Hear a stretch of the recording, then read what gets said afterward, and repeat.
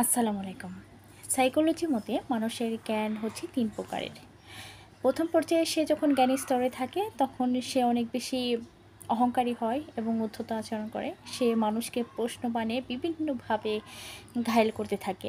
সে মনে করে সে নিজেই সর্বেসর্বা।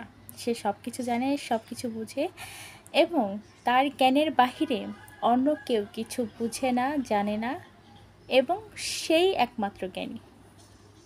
এই ধরনের মানুষগুলো অনেক বেশি ধূর্ত হয়ে থাকে।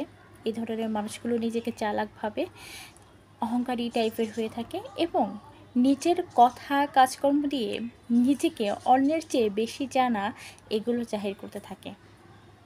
এরপর সাইকোলজির মতে ২য় পর্যায়ে যখন একটি মানুষ উপনীত হয় জ্ঞানের, তখন সেই মানুষটি বিবেকবান হতে শুরু করে এবং সে মানুষটি নম্র, ভদ্র এবং চুপচাপ থাকতে পছন্দ করে। সে মানুষটিকে যদি কোনো কোশ্চেন করেন বা প্রশ্ন করা হয়, অনেক ভেবে চিন্তে তারপর সেই প্রশ্নের উত্তর দিয়ে থাকে। মানুষটির মাঝে বিনয়ী এবং ধৈর্য ইত্যাদি ইত্যাদি দেখা যায়।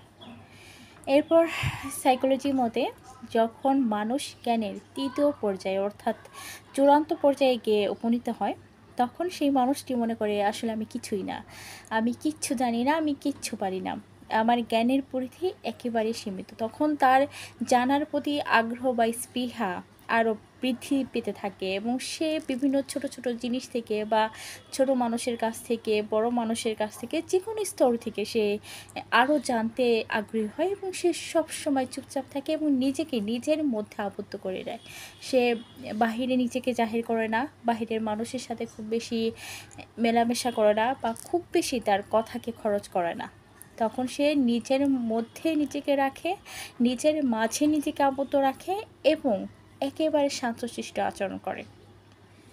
আসলেই মানুষের জ্ঞানের পরিধি যখন আস্তে আস্তে বাড়তে থাকে, তখন মানুষ সর্বোচ্চ পর্যায়ে পৌঁছায় এবং সেই মানুষটি এত বেশি অহংকারী হয় না। একটা গান আছে, ঝিনুকে মুক্ত হলে চুপ হয়ে যায়, মুখ খোলে না।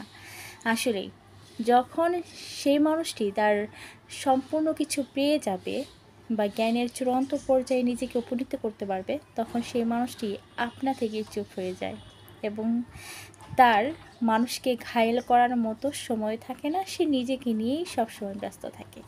ধন্যবাদ।